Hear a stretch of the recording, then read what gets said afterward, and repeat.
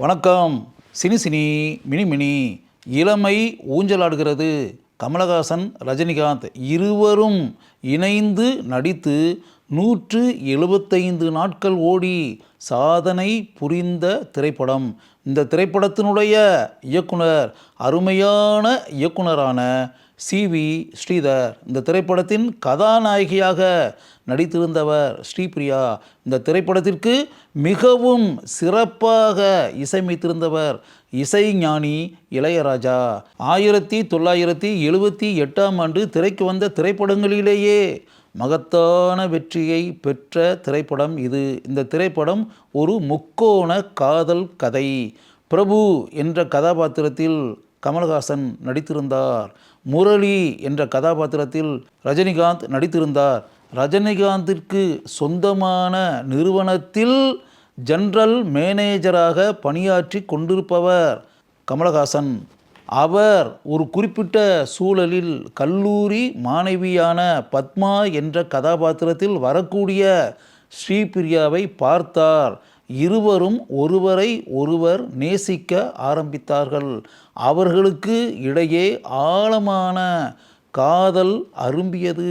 இப்படிப்பட்ட நிலையில் பத்மா என்ற கதாபாத்திரத்தில் வரக்கூடிய ஸ்ரீபிரியாவின் தோழியாக இருப்பவர் ஜெயந்தி. அந்த ஜெயந்தி என்ற கதாபாத்திரத்தில் நடித்திருந்தவர் ஜெயசித்ரா.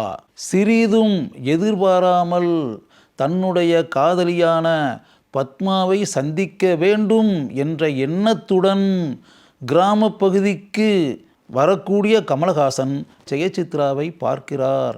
கணவனை இழந்து இளம் விதவையாக இருக்கக்கூடிய ஜெயசித்ரா உணர்ச்சி வசப்பட்ட நிலையில் இருக்கிறார். கமலஹாசனை பார்த்து அவர்களுக்கு இடையே ஒரு விரும்பத்தகாத உறவு உண்டாகி விடுகிறது.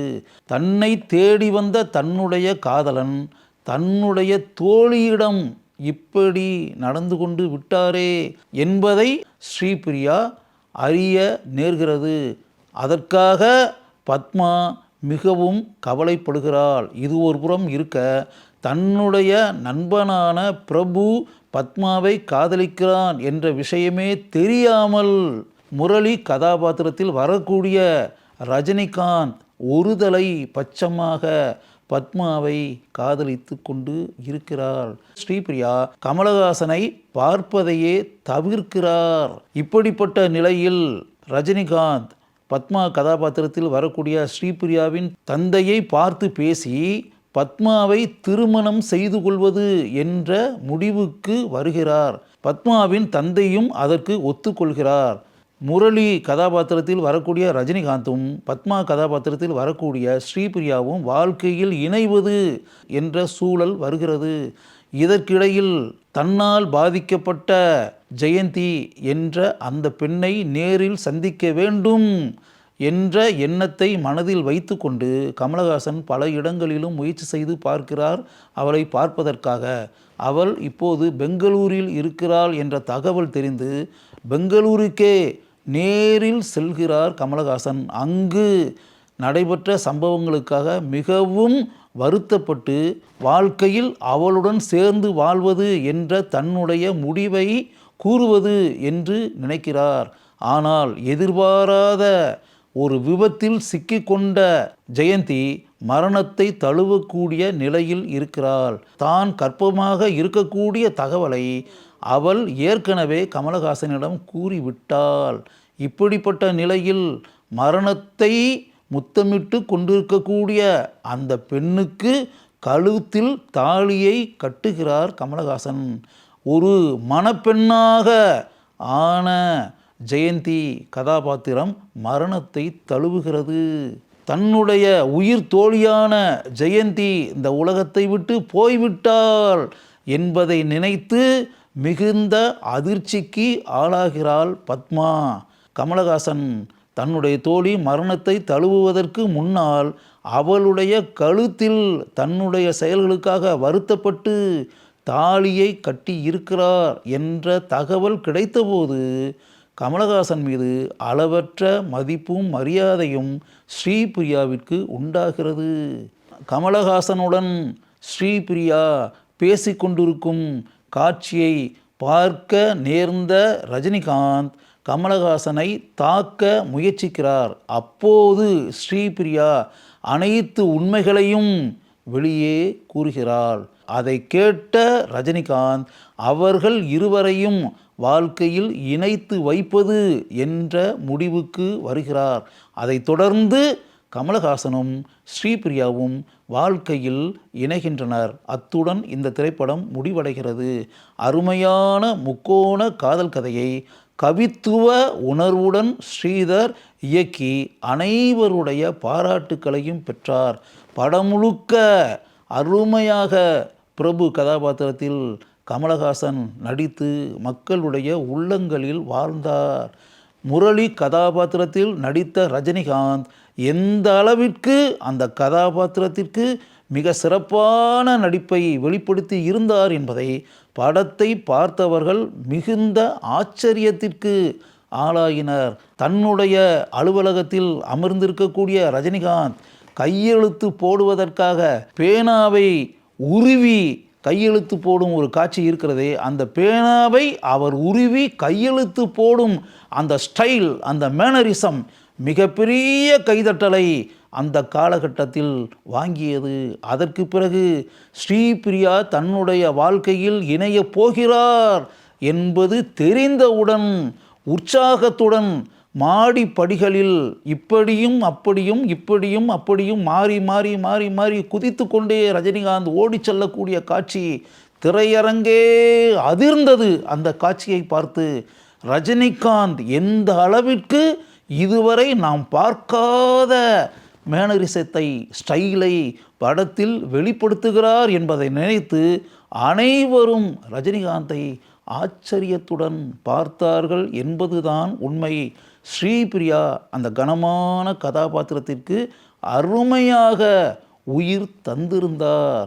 ஜெயசித்ரா ஜெயந்தி என்ற அந்த கதாபாத்திரத்திற்கு இளமை தவள நடித்து பெருமையை உண்டாக்கி இருந்தார். இந்த திரைப்படத்தில் இடம்பெற்ற அனைத்து பாடல்களையும் கவிஞர் வாலி எழுதியிருந்தார்.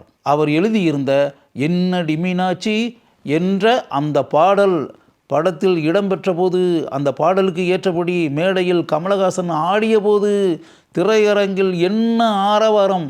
ஒரே நாள் உனை நான் நிலாவில் பார்த்தது, ஒரே நாள் உனை நான் நிலாவில் பார்த்தது என்று எஸ்பி பாலசுப்ரமணியமும் வாணி ஜெயராமும் பாடிய அந்த திரைப்பட பாடல் எந்த அளவிற்கு மக்கள் மத்தியில் வரவேற்பை பெற்றது என்பதை அனைவரும் பார்த்தார்கள்.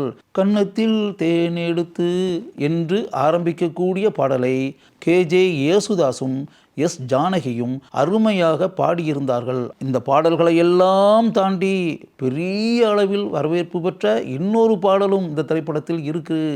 அந்த திரைப்பட பாடல் தண்ணி கருத்து இருக்கு என்று ஆரம்பிக்கக்கூடிய பாடல். அந்த பாடலை பாடியவர் மலேசியா வாசுதேவன். அந்த பாடலை மக்கள் கைதட்டி பெரிய அளவில் ரசிக்க வேண்டும் என்பதற்காகவே மிகவும் சிரத்தை எடுத்து கூர்ந்து படமாக்கி இருந்தார் ஸ்ரீதர். இந்த திரைப்படத்திற்கு மிகவும் அருமையாக ஒளிப்பதிவு செய்திருந்தவர் PS நிவாஸ். பாரதி ராஜாவினுடைய 16 வயதினிலே கிழக்கே போகும் ரயில், புதிய வார்ப்புகள், சிகப்பு ரோஜாக்கள் ஆகிய திரைப்படங்களுக்கு ஒளிப்பதிவாளராக பணியாற்றிய PS நிவாஸ் எந்த அளவிற்கு மிகச்சிறந்த ஒளிப்பதிவாளராக பவனி வந்தவர் என்ற விஷயம் நமக்கு தெரியும். தன்னுடைய ஒளிப்பதிவு திறமையை படம் முழுக்க மிகவும் அருமையாக நிவாஸ் வெளிப்படுத்தி இருந்தார். அதிக மதிப்பெண்களை இந்த திரைப்படத்திற்கு அளித்த ஆனந்த விகடன் வார இதழ் ஸ்ரீதருடைய மிகச்சிறந்த திரைக்கதையை பாராட்டி எழுதியிருந்தது.